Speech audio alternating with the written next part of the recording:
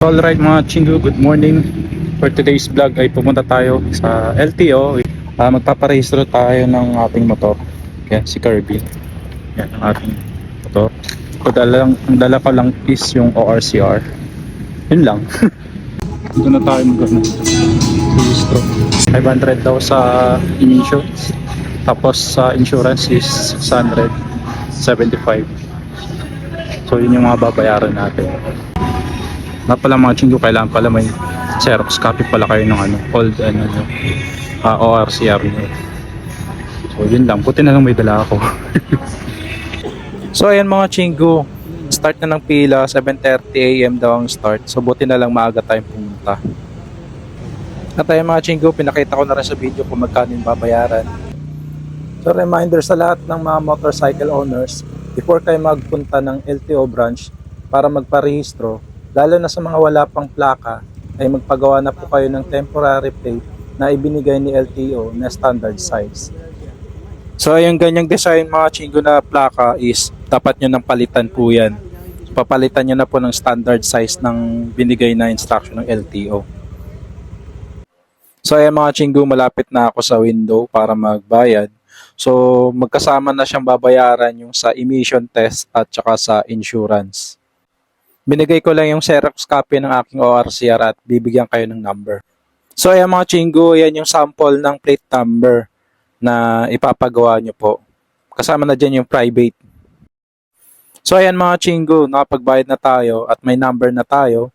Siyempre yung total na binayaran natin is 1,175. So ang next step naman na gagawin natin is antayin natin na tawagin tayo for emission naman. Number 4, release. So ayan mga chingo, nakasalang na yung ating motor for emission testing. So kung makikita nyo naman, may nakalagay sa ating muffler. So aantay na lang natin siya na mapicturan. Okay mga chingo, ngayon naman ay natapos na tayo mag-emission testing. So aantay na lang natin na tawagin yung ating pangalan at ibibigay sa atin yung papel kasama yung mga resibo. So ayan, pupunta na tayo ng blue tent daw sa inspector. Pas naman tayo. Tapos yung insurance. Pagdating mo dito sa may bandang blue tent, sa may table, ay ipapakita mo muna yung papel mo. Tapos bibigyan ka ng instruction na kunin mo yung motor mo para i-inspection. So after nilang ma-inspection yung motor mo is saka lang nila kukunin yung papel. Tapos ibabalik nila yung insurance mo na papel. For inspection na tayo. Dito sa inspection mga chingo, i-check nila yung condition ng motor mo. I-check din nila yung signal lights, headlights, brake lights.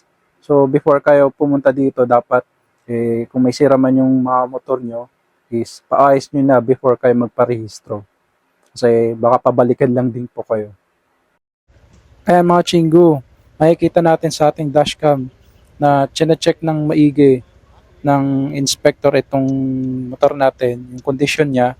So, before po talaga kayo magparehistro is paayos nyo muna ang dapat paayos sa inyong mga motor para makapasa po sa inspection.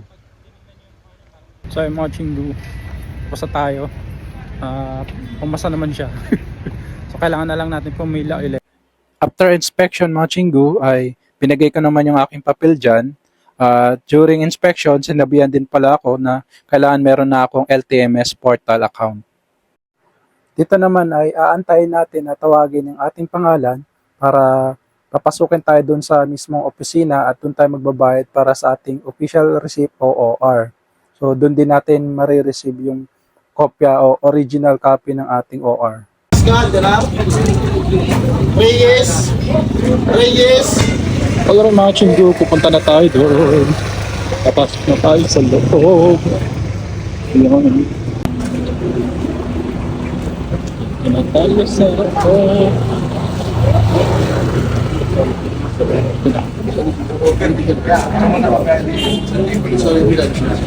Pagkapasok nyo dito mga chingo, ibigay nyo kaagad yung papel nyo sa may security guard. Tapos mag-aantay na lang po kayo na tawagin ng inyong mga pangalan at para magbayad ng inyong payment sa official receipt o OR. Then, ibibigay din nila yung original copy ng inyong OR dyan mga sir. Nga pala mga chinggo, isasulat nyo din pala sa papel yung inyong LTMS portal account nyo. Ayos, release na.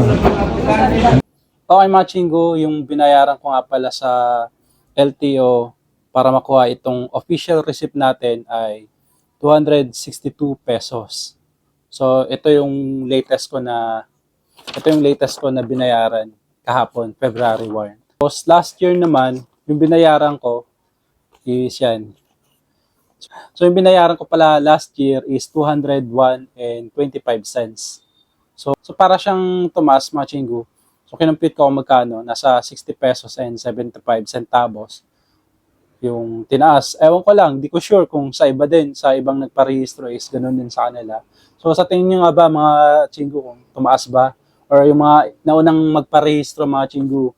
So ano ba, tumaas ba yung ano nyo, yung binayaran nyo dito para sa official receipt natin? So comment down below mga chinggo.